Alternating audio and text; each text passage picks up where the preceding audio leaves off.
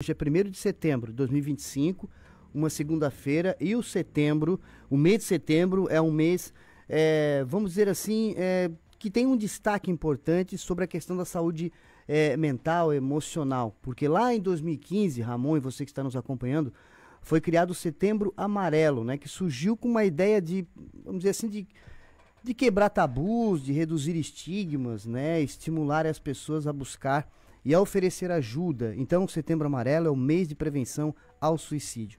Eu estou aqui com a psicóloga Regina Tiburcio para falar um pouquinho sobre esse mês de setembro e também a importância, né, de pedir ajuda nesse mês, e não só nesse mês, mas sempre, sempre, né?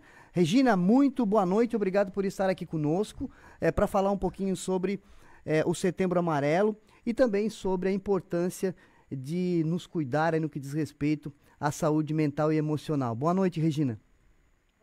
Boa noite. Muito honrada de estar aqui, voltar a essa casa da rádio, né, H2, e muito feliz e assim sentindo a responsabilidade por esse tema ser de tanta importância, não somente, né, não para o mês de setembro, mas sobretudo em todos os meses do ano, que nós prestemos atenção nesse fenômeno, né, chamado suicídio, que é tão temido, as pessoas não gostam muito de falar a respeito, mas é muito importante que se fale abertamente. Isso salva vidas, muitas vidas.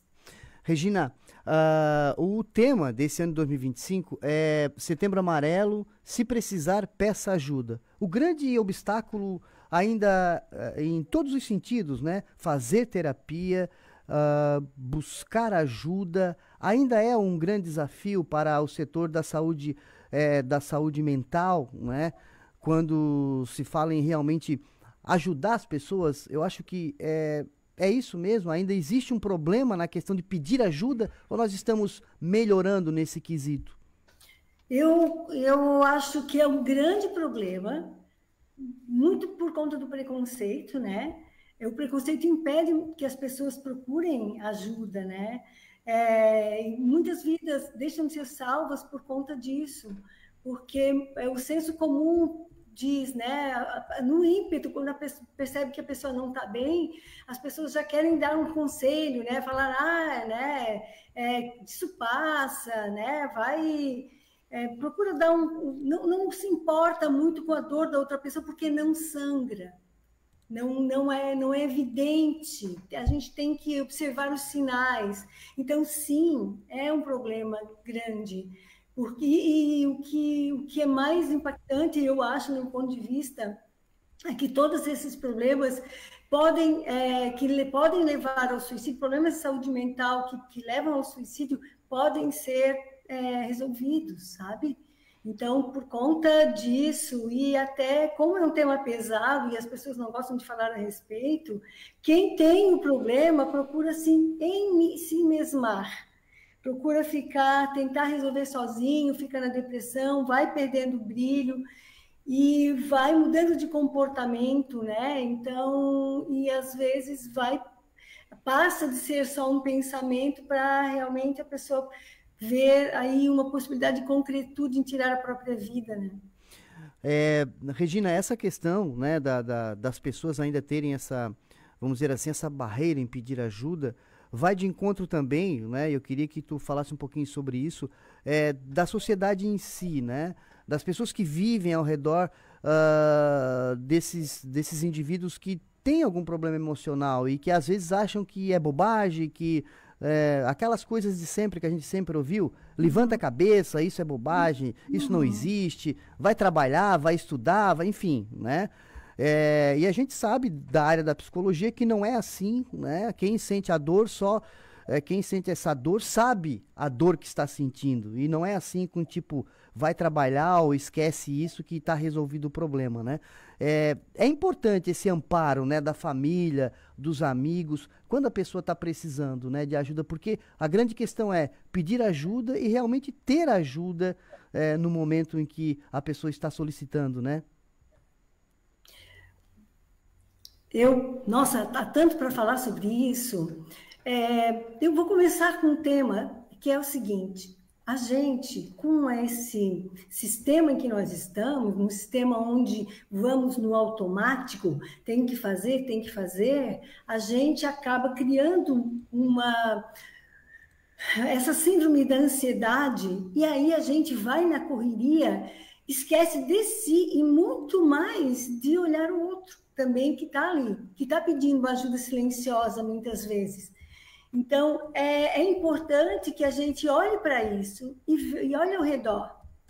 Olhe para a gente, porque a gente também pode estar passando por estar indo nesse caminho e não se percebe às vezes. Então, é muito importante que a gente tenha senso de onde estamos e o que queremos na nossa vida, porque isso tem a ver com um propósito de vida e tem a ver com eu não seguir um fluxo onde todos estão indo na correria. Isso, para mim, é como se fosse a gênese da questão, porque uma vez que você consegue, mesmo você estando nesse funcionamento de muito a fazer, você também parar e olhar aquilo que você está fazendo, como você está fazendo, como é que você está levando a sua vida, como é que você está se sentindo a respeito disso, porque trata-se do sentir e assim poder olhar ao redor. Olhar para os seus amigos, olhar para a sua família e ver como que as pessoas estão, como é que elas estão se sentindo. E esse mês trata-se disso, de valorização à vida, de valorização do sentir. Porque se eu entro num estado de muita ansiedade e depois eu entro num estado mais depressivo, a vida vai perdendo para mim, vai perdendo o brilho, vai perdendo o sentido. Então, é importante alertar para esse tipo de sintoma, porque eu posso procurar ajuda e devo procurar ajuda, alguém para conversar. Né? Então, tem muito a ver com o que nós estamos vivendo hoje, da forma como a nossa sociedade hoje vive, né? E estamos vivendo de uma forma diferente, estamos num modo mais acelerado, e isso entorpece um pouco, faz a gente se perder um pouco do sentir. Regina, eu estava procurando aqui uma informação que eu tinha lido essa semana e vem da Associação Médica Brasileira, né, que diz o seguinte: apenas 5% dos brasileiros, isso pela Associação Médica, né, apenas 5% dos brasileiros fazem terapia, mas 1 a cada 6 usam medicamentos, mostra pesquisa inédita sobre a saúde mental. O Brasil é o país com maior, a gente já sabe, né, que o Brasil é o maior em proporção de pessoas ansiosas no mundo, né, e esse dado ainda é confirmado nessa pesquisa que foi recente, o mês passado.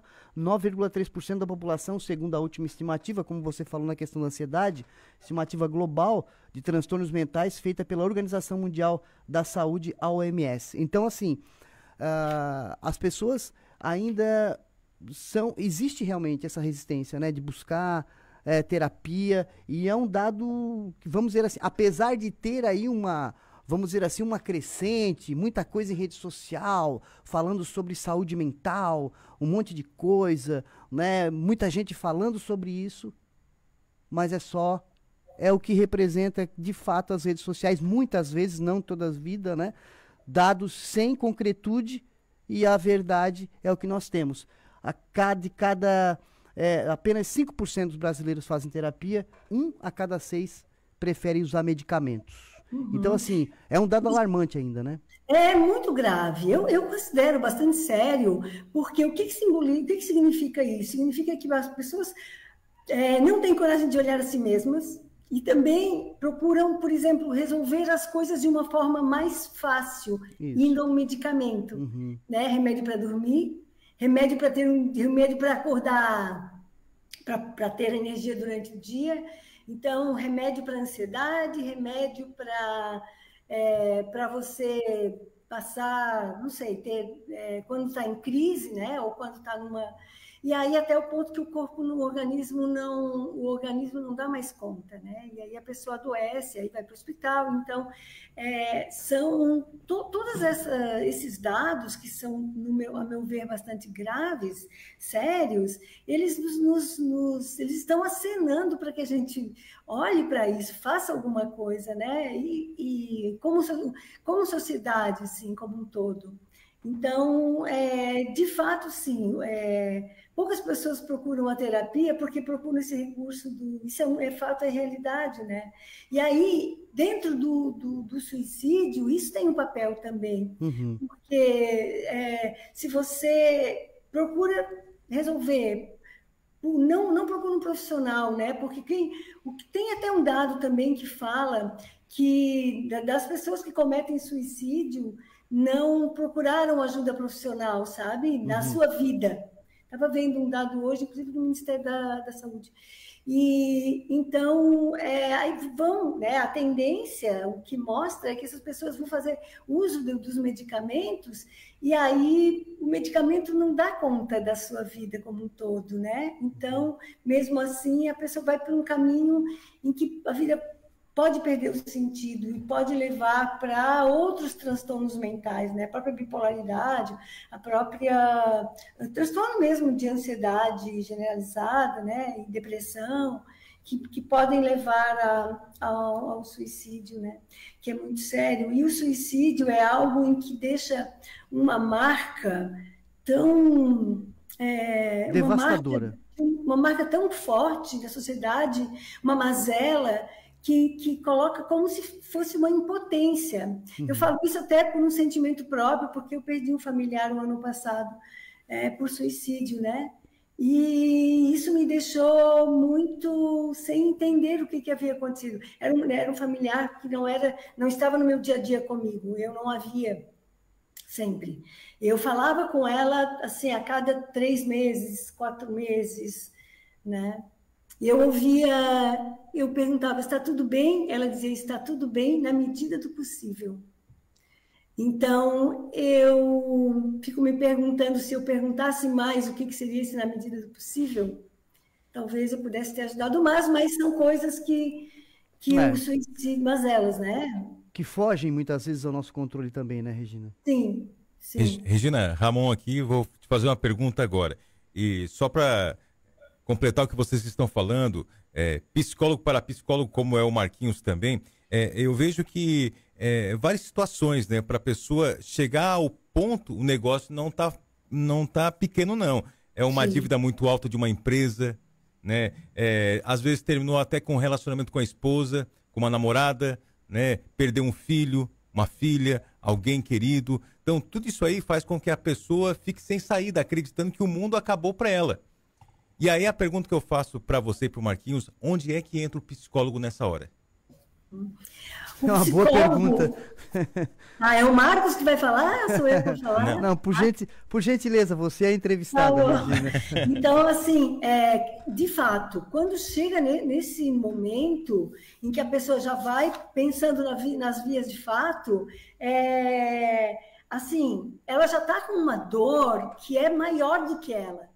E a pessoa que vai cometer o suicídio, ela não quer tirar a vida, ela quer tirar a dor de dentro dela, né?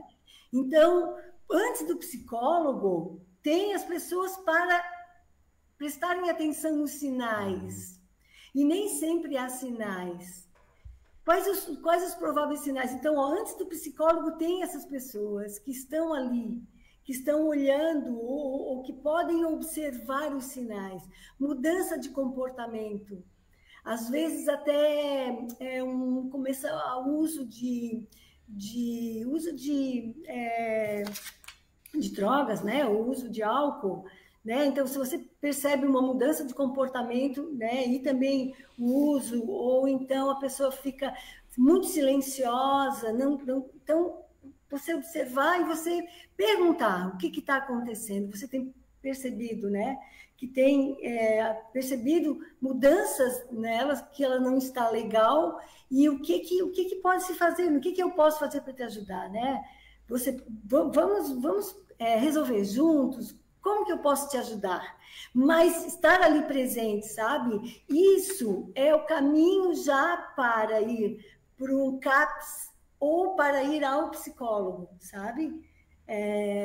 Porque e uma coisa também que previne, que é uma grande aliada para que a pessoa não cometa, não vá ver de fato, é uma rede de apoio. Quando a pessoa pensa na família, ela pensa no pai, na mãe, ela pensa como que seria para os pais ela tirando a vida, então isso impede.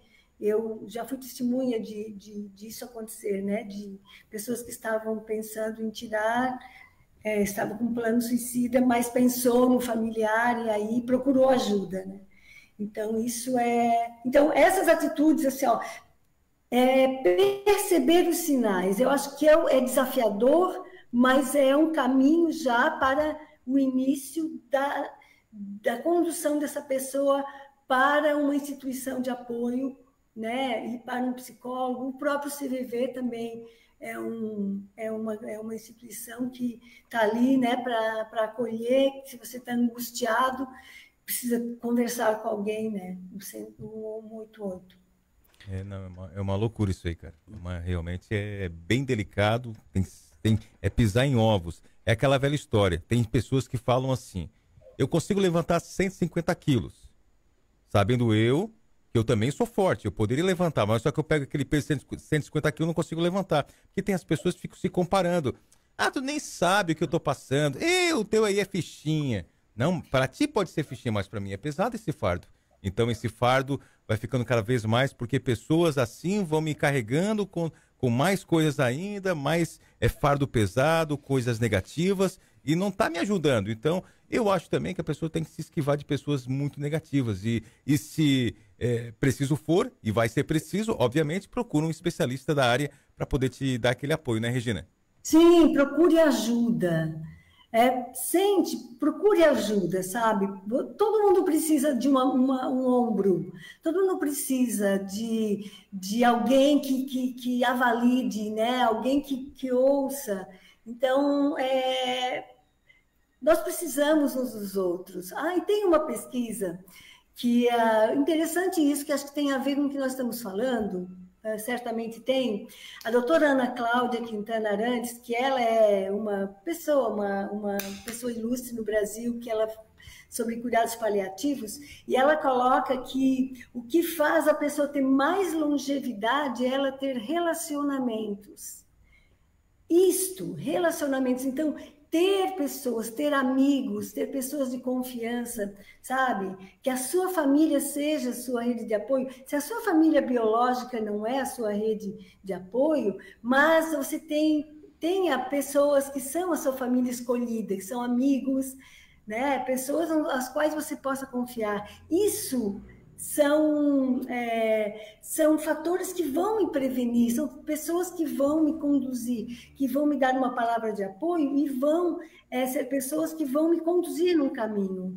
De fato, quem está com problemas que não vem saída, seja por exemplo, uma grande dívida, tem uma dívida enorme, né? Ou aconteceu alguma coisa no trabalho, que ela fez alguma coisa errada, que repercutiu de forma muito grande na empresa, ou então um próprio relacionamento, como o Ramon falou, quaisquer motivos, sabe? Ou de uma própria depressão, onde a pessoa já vai sentindo que vai perdendo, que a vida não tem mais graça e vai se embotando. Então, gente, a pessoa que está nesse caminho, ela deve pedir ajuda.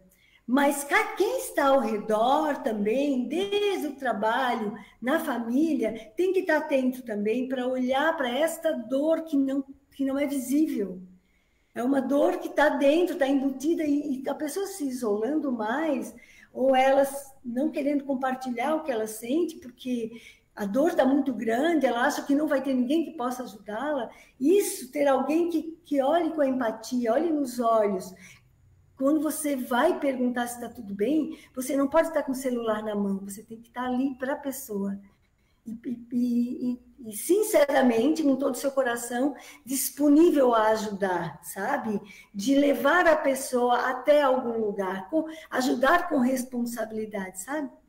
Então, precisamos disso para que nós vivamos melhor e também combatamos o suicídio, né? Que é algo tão... é uma mazela, assim, uma das piores mazelas que eu vejo, assim, e a causa mortes é bastante assustadora também. Ok, conversamos então com a psicóloga Regina Tiburcio, falando sobre o Setembro Amarelo. Tudo que foi dito aqui se resume na frase, no tema do Setembro Amarelo, que é: se precisar, peça ajuda. Muito obrigado, psicóloga Regina, obrigado por falar conosco aí nesse dia 1º de setembro, começando aí o Setembro Amarelo. Obrigado, Regina. Nossa, eu falo, nossa, porque assim, nossa, acabou. Então, é muito bom estar com vocês, é muito bom estar aqui. Espero que eu consiga ter tocado, né, que nós tenhamos conseguido tocar no coração das pessoas. Peça ajuda, CVV 188, você liga, você tem alguém que vai te ouvir, que vai fazer com que você vai te ouvir sem te julgar. É um dos lugares que você pode ter ali uma mão de apoio, uma mão, né? Um abraço, um afago. E procura ajuda, se precisar. Boa noite. Muito obrigada pela participar, pela oportunidade. Obrigado, Regina. Boa noite. Até uma próxima oportunidade. Até.